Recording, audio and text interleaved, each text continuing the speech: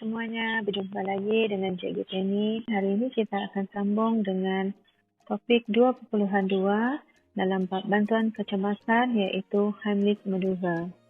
Mari kita lihat apakah yang dimaksudkan dengan Heimlich Maneuver. Sebelum itu, kita lihat dulu apakah yang kita perlu pelajari pada hari ini. Yang pertama ialah menerangkan Heimlich Maneuver dan kepentingannya. Yang kedua, membuat demonstrasi Heimlich Maneuver. Demonstrasi ini kita akan lihat secara visual sahaja nanti. Apakah yang dimaksudkan dengan Heimlich Maneuver? Heimlich Maneuver ialah bantuan kecemasan yang dilakukan untuk menyelamatkan seseorang individu yang tercekik. Tercekik ialah keadaan yang berlaku apabila saluran pernafasan tersekat disebabkan oleh makanan atau benda asing. Sebelum kita lihat kepentingan Heimlich Maneuver, mari kita mengenali siapakah pribadi yang mula-mula memperkenalkan kaedah Heimlich Maneuver. Pada tahun 1974, Dr. Heimlich Maneuver, seperti yang ditunjukkan di dalam gambar ini, adalah seorang pakar bedah thorax. Dialah yang telah menemui kaedah Heimlich Maneuver. Oleh demikian, nama Heimlich Maneuver ini adalah sempena nama beliau iaitu Henry Heimlich. Mari kita lihat situasi mangsa yang memerlukan kaedah Heimlich Maneuver. Ada 4 situasi mangsa yang memerlukan Heimlich Maneuver seperti yang kita lihat di dalam slide ini. Yang pertama adalah memegang leher dengan kedua-dua tangan. Yang kedua, tidak boleh bercakap ataupun batuk. Yang ketiga, kulit bibir dan kuku kelihatan kebiruan dan kehitaman. Dan yang keempat adalah sukar bernafas. Mari kita lihat bagaimana keadaan mangsa yang dinyatakan. Ini adalah situasi mangsa yang memerlukan kaedah Heimlich Maneuver, iaitu apabila dia memegang leher dengan kedua-dua tangan. Simbol antara bangsa menunjukkan seseorang itu tercekik adalah dengan menyilangkan ataupun memegang leher dengan kedua-dua tangan. Apabila kita melihat seseorang dalam keadaan tersebut, maka kita haruslah memberi bantuan Heimlich Maneuver kepada mereka. Seterusnya adalah tidak boleh bercakap ataupun batuk. Keadaan ini disebabkan oleh salur pernafasan seseorang itu telah tersekat. Situasi yang ketiga adalah seperti yang ditunjukkan di sini, di mana kulit, bibir dan kuku kelihatan kebiruan dan juga kehitaman. Dan situasi yang terakhir adalah sukar bernafas.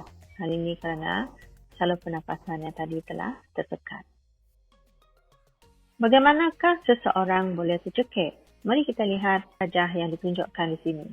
Apabila seseorang menelan makanan, epiglottis akan terlipat dan menutup saluran pernafasan iaitu trakea. Keadaan ini membolehkan makanan terus bergerak ke dalam esophagus menuju ke perut. Jika makanan menghalang saluran pernafasan, maka seseorang itu akan tercekik. Mari kita lihat kepentingan Heimlich Maneuver. Seperti yang kita ketahui, badan dan otak manusia sentiasa memerlukan oksigen. Oksigen diperoleh daripada udara dan disedut masuk ke dalam paru manusia. Oksigen ini kemudiannya akan diserap ke semua sel badan manusia termasuklah otak. Namun, jika seseorang itu tercekik, saluran pernafasan akan tersumbat dan menghalang oksigen ke paru. Maka keadaan ini akan menyebabkan oksigen tidak cukup untuk dihantar ke otak.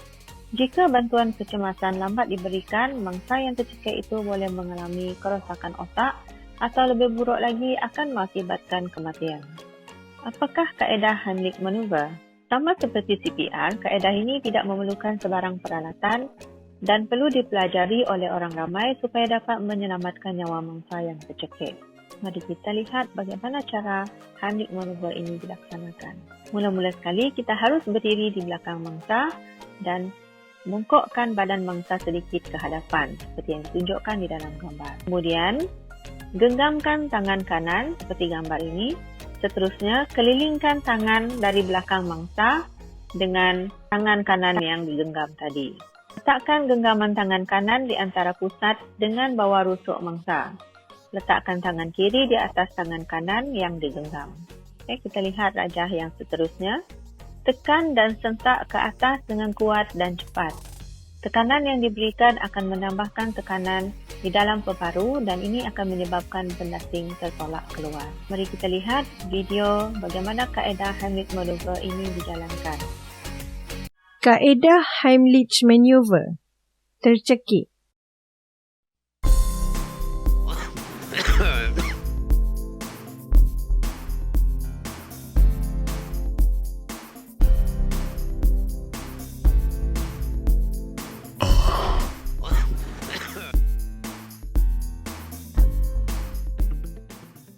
kita hendak menjalankan kaedah Hamid Maneuver pada diri sendiri?